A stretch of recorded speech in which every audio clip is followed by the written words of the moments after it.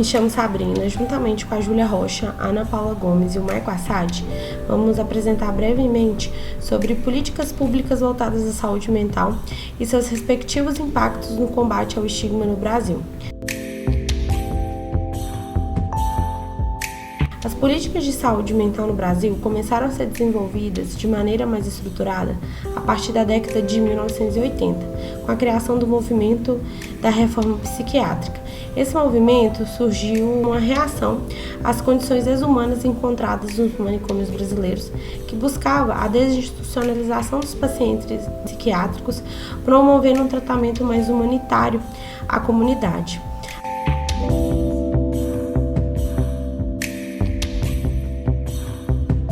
A evolução das políticas de saúde mental no Brasil foi marcada pela mudança, começando pela luta da desinstitucionalização e pela criação dos substitutivos aos manicômios, que é o Centro de Atenção Psicossocial, que é o CAPS, a implementação dos serviços aos comunitários, a promoção de uma abordagem mais interdisciplinar nos tratamentos dos transtornos mentais foram pontos-chave para esse desenvolvimento. Falando de toda essa evolução dessas políticas de saúde mental no Brasil, não podemos deixar de falar sobre o Holocausto de Barbacena, que refere-se ao Hospital de Colônia de Barbacena, em Minas Gerais, onde na década de 1930 a 1980, milhares de pacientes psiquiátricos foram submetidos a condições desumanas e muitos morreram devido aos maus tratos, negligência e superlotação. Dado esse episódio, a gente pode pensar um pouco sobre o marco regulatório e o impacto dessa reforma psiquiátrica de 2001,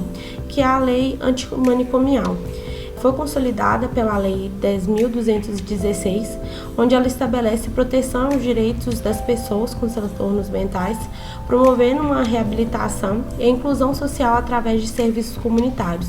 Essa reforma ela buscou assegurar que o tratamento fosse realizado em liberdade, com respeito à cidadania e aos direitos humanos desses pacientes. Sou a Júlia e eu vou falar sobre desafios da gestão pública na implementação de políticas voltadas à saúde mental. Eu acho que o primeiro ponto importante, de uma das maiores dificuldades na implementação é a dificuldade dos gestores públicos na implementação dessas políticas, no sentido de que a gente sabe que os entes federativos, eles são repletos de autonomia. Então, é muito difícil de coordenar diferentes níveis de governo, federal, estadual e municipal, para garantir que as políticas públicas elas sejam aplicadas de maneira uniforme e eficaz em todo o país. Então, é difícil de entender as diversidades regionais. É difícil coordenar e chegar em uma política pública que vai atender todas essas diversidades regionais, né? As diversidades da população de cada região, do que a população precisa naquele momento, se precisa mais, né? Pensando na área da saúde de forma geral, se é uma atenção maior para o âmbito da saúde mental, se é na questão da saúde física, enfim.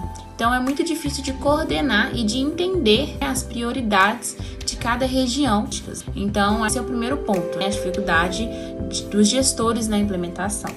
O segundo ponto que eu acho muito importante, que é uma dificuldade também muito enraizada, é referente às questões de financiamento dos recursos, tendo em vista que os recursos financeiros muitas vezes é insuficiente por causa da competição com as outras áreas da saúde que também exigem desses recursos. Porque quando o recurso chega, ele, né, é vinculado para a saúde, mas vamos supor, 50 milhões foi destinado para a saúde. Desses 50 milhões, é necessário entender e dividir em cada área da saúde esse recurso. Então, muitas vezes, o recurso ou ele é escasso e muitas vezes ele nem chega nas áreas da saúde mental. E isso gera, né, a escassez de profissionais especializados, como os psicólogos, como os psiquiatras, né? E a falta de uma infraestrutura específica para ter esse cuidado com essa área da saúde mentais. Por último, mas não menos importante, um outro desafio são as barreiras administrativas e burocráticas. A implementação da política pública ela vai envolver uma série de procedimentos e regulamentações que podem atrasar a execução desses programas e a alocação dos recursos. nome é Maicon, vou falar um pouco sobre as estratégias de combate ao estigma e acessibilidade juntamente com a qualidade dos serviços de saúde mental. De acordo com a OMS, a saúde mental pode ser considerada um estado de bem-estar vívido pelo indivíduo, que possibilita o desenvolvimento de suas habilidades pessoais. Então, o bem-estar ele não depende somente de aspectos psicológicos e emocionais. Além disso, eles também têm algumas condições fundamentais, como a saúde física, o apoio social, direito à educação. Então, envolve muitas questões ambientais, econômicas e sociais. Gostaria de citar a reforma tributária ajudaria bastante no ponto que a Júlia já trouxe aqui, na questão da dificuldade que tem de poder coordenar para qual área da saúde vai cada verba, já que essa reforma tributária, um dos pontos positivos é ajudar justamente a poder ter mais visibilidade e menos dificuldade no entendimento da tributação e dos impostos que a sociedade paga.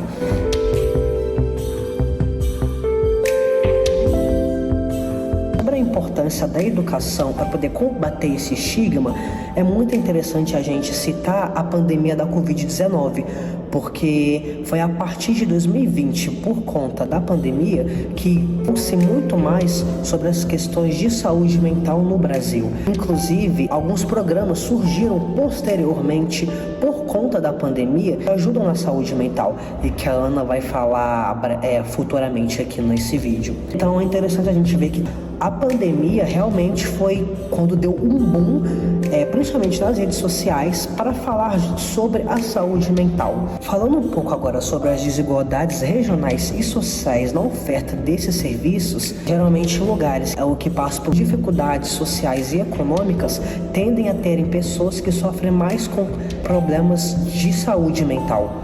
Então, é interessante pensar que a participação popular pode ajudar nesse quesito, porque através do SUS existem maneiras para onde a população própria pode votar aonde vão construir novos postos de saúde. A ideia é que todas as pessoas tenham um posto de saúde perto da sua casa. A participação popular ajuda justamente para a população dizer onde que é preciso colocar um posto de saúde para poder ajudar essas pessoas. Olá, eu me chamo Ana Paula e eu vou falar um pouquinho sobre avaliações das políticas públicas relacionadas à saúde mental e as propostas de inovação que temos hoje aqui no Brasil.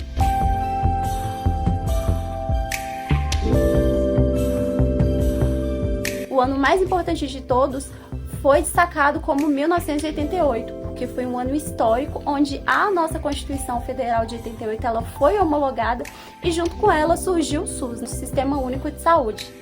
Na década de 90, as alternativas extra-hospitalares ao tratamento de pessoas portadoras de doenças mentais, elas foram disseminadas pelo Brasil, com o surgimento de várias CAPs, tornando muito mais acessível, através do SUS, o tratamento para pessoas que possuíam algum tipo de transtorno mental. E chegamos finalmente ao século XXI. Foi no ano de 2001 que o projeto do Paulo Delgado sobre a Política Nacional de Saúde Mental foi aprovada como direito para essa parcela que sofre com esse problema e foi assegurada pela legislação brasileira na Lei 10.216.